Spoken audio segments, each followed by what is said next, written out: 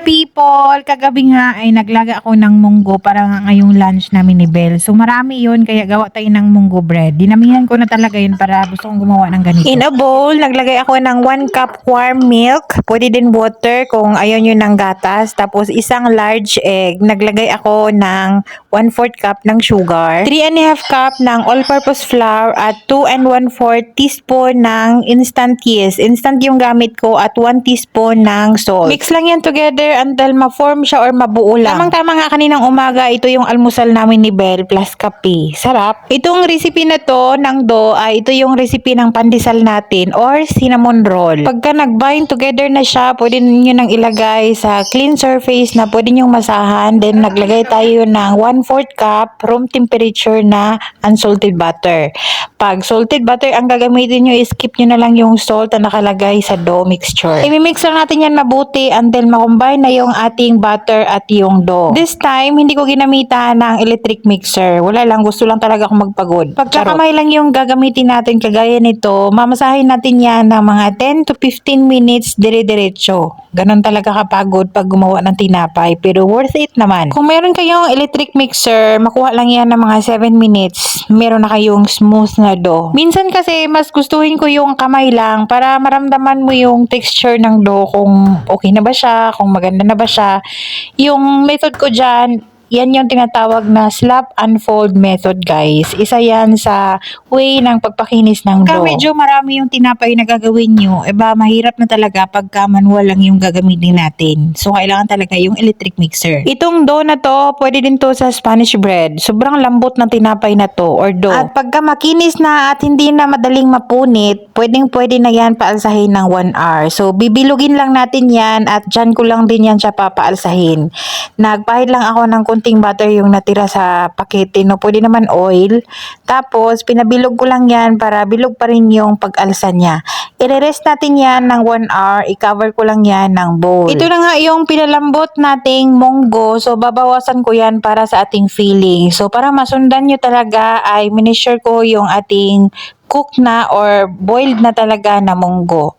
So, 3 cup yung ginamit ko dyan. Mas lalong masarap to pag yung red beans or munggo na red. At nagad ako ng 1/2 cup white sugar, 1/2 cup ng powdered milk kahit anong brand, a teaspoon ng salt, tapos teaspoon din or kunting patak ng vanilla essence. Pwede kayong gumamit ng condensed milk dito, skip nyo na lang yung sugar or evaporated milk with sugar din. Mag-add kayo ng sugar pag evaporated milk. Tapos, 1 tablespoon ng butter at lulutuin lang natin yan until maiga-iga or magsik konti. Pag ganito na yung itsura niya ay pwede na yan palamigin. Kasi nga habang lumalamig yan ay magdadry pa yan siya lalo. Transfer ko lang yan sa Pyrex para madali siyang lumamig. And then after 1 hour na pagpapaalsa, pwede na natin muldihin yung ating dough. Hinati ko lang sa kalahati para hindi tayo mahirapan dahil maiksi yung ating surface na pinagamitan. So, hinati ko yan sa 2 and then yung isa kinat ko lang yan sa 8 pieces ata. So, 16 lahat. Maganda talaga pag summer gumawa ng mga bread dahil madali lang talaga siyang umalsa or maganda talaga yung pagkaalsa niya. Unlike talaga sa winter. Madalas talaga gumawa ako ng tinapay sa gabi para meron kaming pangkape sa umaga. Sa pagmuldi naman ito, pwede din parang cinnamon style na pagka-cut or pwede din parang ensaymada talaga siya. So, ito naman yung ginawa ko ay ensaymada style.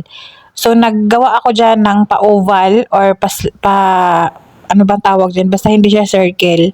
Tapos, ganyan lang. Pinaroll ko lang yan. Nilagyan ko ng palaman na munggo. Tapos, ganyan lang. Pinaikot ko ng konti para medyo mahaba siya at hindi tayo mahirapan pagka paikutin na natin at mumuldahin natin na parang ensaymada talaga. Pwede nyo rin gawin tong loaf bread. Parang isang na lang siya, lagayan. Mas maganda din to. Pero gusto ko yung ganon, dapat red beans or red munggo. Or pwede din naman to parang siopaw style lang. Pero i-bake natin. Siguro next nagawa natin ng tinapay, Spanish bread na naman. Nung bumili kasi kami ni Belle na mga kakailangan namin na pagkain dito, hindi ako bumili ng tinapay. Kasi nga alam ko gagawa naman ako ng tinapay. Bakit pa ako bibili? Kaya ako nababasang nagre-request sa akin na gumawa ng Dubai chocolate na trending ngayon na mayroong kunafa. Kaso lang, hindi ko pa magawa ngayon. Pero promise gagawin natin yan.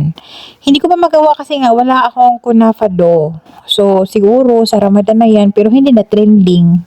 Pero promise gagawin natin Ito talaga yung favorite kong mga gawain pag nagbe-bake, yung pagmamolde ng mga tinapay. Gustong-gusto ko talaga yung ganitong ganap. Gusto ko na rin magpasalamat sa inyong lahat. Maraming salamat po sa suporta at sa walang sawang panunood.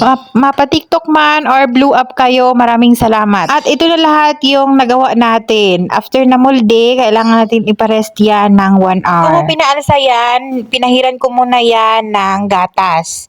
Yung gamit ko dyan, powdered milk lang, tapos konting tubig. Pwede kayong gumamit ng egg wash. At ang oven ay naka-preheat na ng 325 Fahrenheit ng 10 minutes bago natin ilagay yung tinapay. Bago natin i-bake yung bread. Binake ko lang yan ng 18 to 20 minutes or depende sa init ng oven nyo. Baba lang yung apoy at merong fan. Kung walang fan yung oven nyo, pwede naman. Pwede kayong magpahid ng butter dyan after na bake para shiny ang dating or di kaya condensed milk. Pero masyado nang matamis pag mag-add pa tayo ng condensed milk dyan. Ganyan kalaking tinapay, magkano na kaya sa Pinas sa mahal ng bilihin ngayon? Sobrang sarap at sobrang lambot ng donut to. Ito yung pangkape namin kanina at malambot pa din. Walang bread improver yan pero sobrang lambot pa rin. Kung ayaw nyo naman ng munggo, pwede kayong gumamit ng inikay na gusto nyong palaman dyan. Ang recipe guys ay ilagay ko na lang sa comment section. Pagka napanood nyo to sa Reels ay please hanapin nyo lang sa long form video para mapanood nyo ng buo. Meron kasing nagtataka kung bakit hindi kumpleto yung video ko sa Blue App. Reels po yung napanood nyo pag hindi kumpleto. Hanapin nyo sa long form video sa aking profile.